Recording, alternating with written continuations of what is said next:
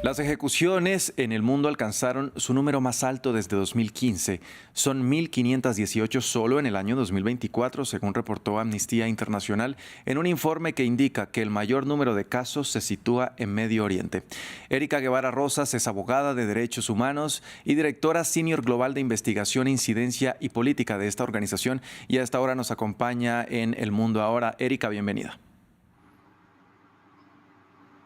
¿Qué tal? ¿Cómo estás, Andrés? Muchas gracias por el espacio. Muy bien, qué gusto saludarla, Erika. Varios interrogantes sobre este informe. Primero, ¿a qué se debe este repunte durante el último año en particular?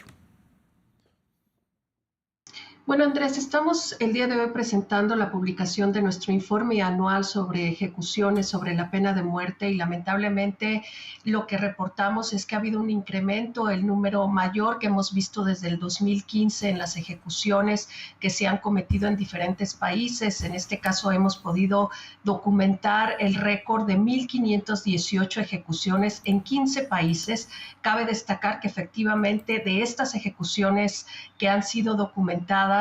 la mayoría, el 91%, se encuentra en el Medio Oriente, en Arabia Saudita, Irak e Irán, en donde hemos visto un despunte en el número de estas ejecuciones. Cabe destacar que en otros casos no hemos podido documentar, que consideramos que China sigue siendo el país con el mayor número de ejecuciones, miles de ellas, pero que lamentablemente no tenemos acceso a la información porque el país, el gobierno, continúa manteniendo estas cifras en secreto. Y eso impide la posibilidad de que podamos elaborar un informe más detallado. Lo mismo ocurre con Corea del Norte y Vietnam. Sin embargo, lo que vemos de las cifras que se han podido documentar en este incremento del número de ejecuciones desde el 2015 es que efectivamente la pena de muerte sigue siendo utilizada como una herramienta política para acallar la disidencia. En países como Arabia Saudita e Irán hemos visto el aumento de ejecuciones en contra de personas que fueron disidentes de los gobiernos de ambos países, personas que salieron a protestarse,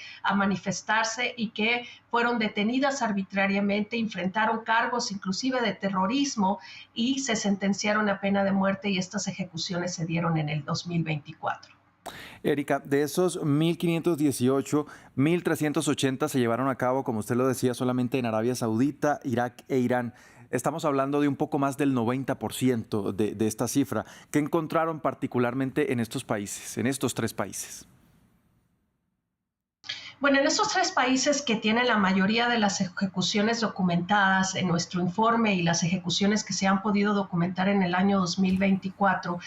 vemos un patrón común, sobre todo en países como Arabia Saudita e Irán, el uso de la pena de muerte para acallar a la disidencia, para perseguir a personas defensoras de los derechos humanos, para personas que se toman las calles para protestar en contra de políticas del gobierno. Particularmente en Irán seguimos viendo la ejecución de personas que han participado en el movimiento de mujeres, de la libertad por las mujeres, de mujeres que han sido ejecutadas y de personas que han participado en la defensa de estas protestas. En el caso de Arabia Saudita hemos visto el incremento de la persecución a quienes se oponen al régimen, al gobierno, y eso ha generado sin lugar a duda un aumento en el número de ejecuciones. Pero también lo vemos en otros lugares en donde los cargos relacionados a las drogas o al terrorismo, con una ambigüedad frente a estos términos de cómo se detiene personas, cómo se sentencian estas personas a la pena de muerte, continúa en aumento en algunos de estos países, sobre todo en China, que a pesar de no contar con las cifras específicas, sabemos que miles de personas han sido ejecutadas en el año 2024 vinculados precisamente a estos cargos, y lo vemos lamentablemente en la retórica en otros países, en cómo la pena de muerte está siendo utilizada en esta narrativa bajo la excusa de la protección, de la seguridad, incluido en países como los Estados Unidos, en donde el presidente Trump ha hecho uso reiterado de esta narrativa de que la pena de muerte se impondrá para proteger a la población estadounidense en contra del crimen y de las violaciones, cuando en realidad sabemos que lo único que genera pues es precisamente la estigmatización en contra de grupos de población, y que no se resuelven los temas de seguridad y crimen cuando se impone la pena de muerte. Erika, el número de países, según decía el informe, donde se registraron estos casos fue menor que en años anteriores. Este año registraron solo 15 países. ¿Hay algo que indique que esto es una tendencia a la baja? Bueno, Andrés, eso es una pregunta muy importante y necesario enfatizar que efectivamente, a pesar de las preocupaciones sobre el aumento en las ejecuciones en estos países que lamentablemente figuran constantemente en los informes anuales sobre pena de muerte de Amnistía Internacional, también vemos una disminución en el número de países que, por un lado, a pesar de mantener la pena de muerte en su legislación, sabemos que por lo menos 54 países lo mantienen, pues no la han hecho uso de ella, y vemos que hay una disminución en las sentencias y las ejecuciones que se realizan en estos países que todavía mantienen la pena de muerte. Y por otro lado, también es importante enfatizar que hay países que han tomado acción en el año 2024, en este caso Zimbabue, que se ha unido a la lista de países que han abolido totalmente la pena de muerte, otros países como Zambia, que se ha adherido al protocolo facultativo del Pacto Internacional de Derechos Civiles y Políticos, que es un paso adelante para abolir la pena de muerte. Así que, a pesar de estas cifras de preocupación que han aumentado desde el 2015, por otro lado, vemos también positivamente que los países, a pesar de que todavía tienen la pena de muerte en su legislación, no la ejecutan, y que algunos están tomando acción para abolir este crimen abominable que ya no tiene cabida en nuestras épocas. Es decir, que según este informe, y siendo muy optimistas, podríamos decir que la situación está mejorando, por decirlo así. Bueno, Andrés, por un lado mejora evidentemente porque hay un consenso generalizado a nivel global de que la pena de muerte es un crimen abominable que no solo no tiene cabida en nuestra época actual, sino que además no se ha mostrado con evidencia que no reduce los índices de criminalidad, se ha mostrado con evidencia que ha sido utilizada como una herramienta política para callar, silenciar la disidencia, para perseguir a personas defensoras de derechos humanos, a periodistas, a personas que luchan por la democracia en algunos países, y que por ende es importante que ese consenso generalizado de la comunidad internacional siga avanzando para abolir totalmente la pena de muerte y para hacer que los países que la siguen utilizando y que siguen ejecutando personas rindan cuentas. Es importante decir que, a pesar de este contexto de mejoría en este consenso global, pues también vemos con preocupación estas retóricas que se utilizan bajo la excusa de la seguridad, generando un falso dilema entre la seguridad y el respeto por los derechos humanos. Lo vemos